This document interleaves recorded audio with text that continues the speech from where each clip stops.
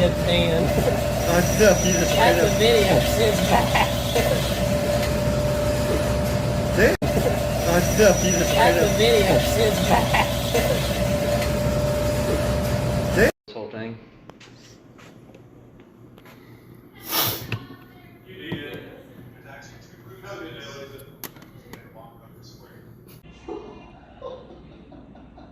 Dude, what is this?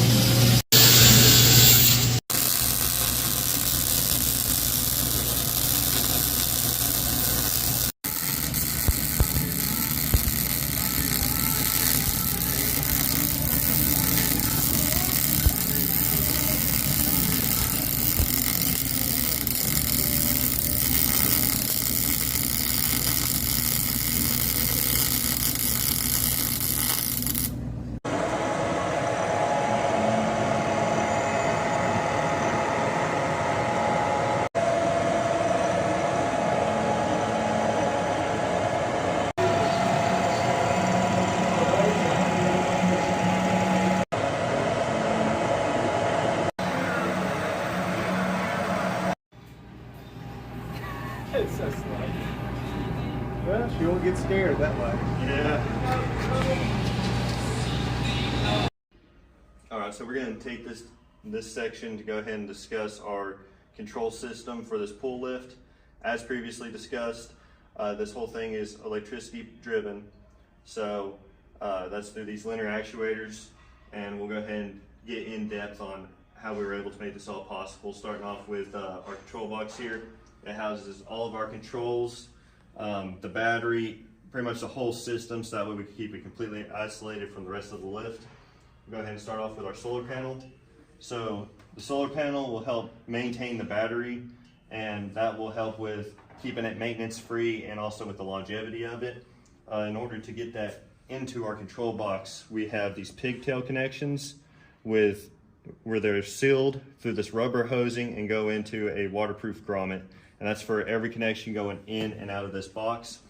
For the box, we used a large modular box from Harbor Freight that has a IP65 rating. As you can see, whenever we pop these latches, you have a seal that runs around the lid that helps keep it watertight. Furthermore, we also have a volt gauge up top. So you can see whenever we turn it on, this will also help with any type of monitoring of the system. Coming back inside, the solar panel will run directly into this battery, and then it's connected with the inline fuse also to help maintain the current running through it. We also have this main power wire that goes to our shutoff switch here, our battery shutoff. It will kill power to the whole system, so the volt gauge, lift, everything will get shut off if there's any type of emergency or whenever it's not in use. So just an easy flip switch. And then coming back in, for our connections, we have some of them are soldered, but for most of them we have these waterproof connections that we also heat shrunk, so that way if you ever have to pull them apart or do any type of messing with it, it's nice and easy, don't have to worry about them pulling out. Coming back around to how it's controlled, we have our control box, which is basically just a fuse box. So inside here we have 6 relays and a couple fuses. We went ahead and rewired this to where these 2 relays you see here are used for the motor drives for each actuator. So you have one will engage to do your forward and the other will engage to do the reverse. They are both then fed into these 2 relays, which are tied together, that will transfer the power source from one actuator to the other actuator.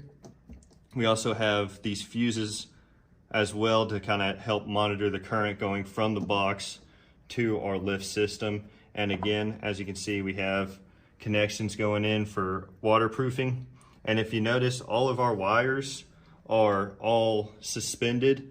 That's in case of any type of water that might come into the box. It will all try to pull. So if we keep the wires high, it won't be able to climb because water can't climb. So any type of water will just pull at the bottom of the lift. So we'll go ahead and come around to the remote. So for our remote system here, we 3D printed this remote handle, and we have a trim switch, which is 100% waterproof, and a waterproof toggle switch. So our trim switch will run the motor direction. So you have your forward and reverse, and then you'll flip it and you'll be able to go to the other actuator and have side-to-side motion. Obviously right now it's not doing anything because we have it turned off. So we'll go ahead and flip it, and we'll go ahead and show the linear actuators actually working. And again, they all have pigtails and are sealed. So this should be our smaller one.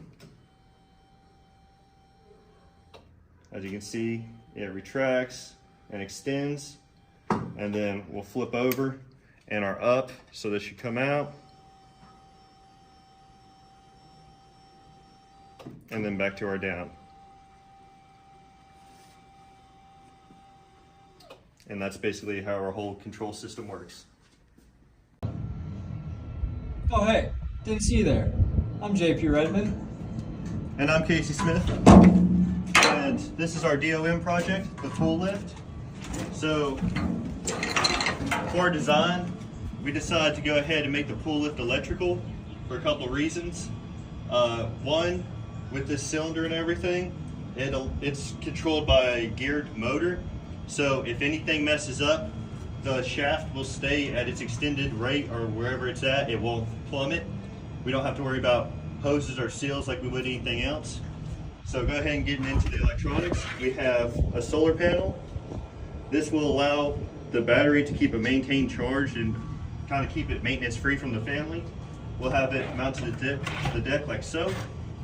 Going over to our control box here, we have a voltmeter that helps to monitor the voltage in the battery, since this is controlled by DC power supply.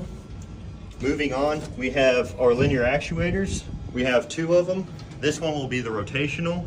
This will be attached to the deck, and another mount will be attached underneath the pool lift to this shaft. There will be a lever arm, and this will help extend to rotate it around, since we only need about 90 degrees of rotation. For this box, we also have a shut-off switch, so that way if anything goes wrong, they're able to go ahead, shut it off without any problems, kill power to the whole system. Moving on to our remote. We have a two-switch system here. The switch on the left controls the motor direction. So right now we're on our lift, so our up, we'll go ahead and extend it. And then our down, obviously, we'll bring it down. There's limit switches within these to keep the screw within from coming out. Our other switch, toggle switch, will be we'll transfer all the power from here to our rotation, and we will have out rotation and then back in. Now, moving on to the structure, JP will pick it up from here. So there are several things we had to choose for our structure. First of which is we chose an aluminum tube to hold the actual chair. There are two reasons for that. One being that aluminum won't corrode and rust like this steel will, so if it goes in the water, it'll be perfectly fine to last the time. Secondly, aluminum is much lighter than steel, so since this is the farthest piece from the actual base of the pool lift where it is being mounted, it'll be lighter and have less moment pulling on the actual deck where it's mounting. Another design aspect is the dual stabilizer arms. Using two stabilizer arms allowed us to have a very level position for this chair. So whoever is sitting in the actual chair will be nice and level whether they are rotating left and right and they are going up and down. Another design consideration was the actual placement of this actuator. We had spoken with the family and they wanted the child to be 16 inches displaced into the water. So we chose the mounts to be here and here, which when the actuator is fully compressed, it'll drop the beam where the chair is mounted 16 inches into the water. And we also have slight adjustment for child growth to where it can raise and lower a few more inches into the water. Now, in terms of another structural design, we had to figure out a rotation mechanism. To do that, we had chose a flange right here, where on the underside we have milled out 12 different holes around in the base of this flange. where we had taken what is traditionally used inside of ball bearings, big hard stainless steel balls, and pressed them inside it. They are used to help this rotate rather easily. Now on the bottom side, this will be under the deck. This tubing has inside it oil embedded flange sleeve bearings. These sleeve bearings are high tolerance and the shaft goes perfectly inside of them and allows for rotation. So when that lever arm connects right here, there is grease fittings here and up top, and these balls will be greased as well and allow this thing to smoothly rotate left and right and then be lowered by the actuators.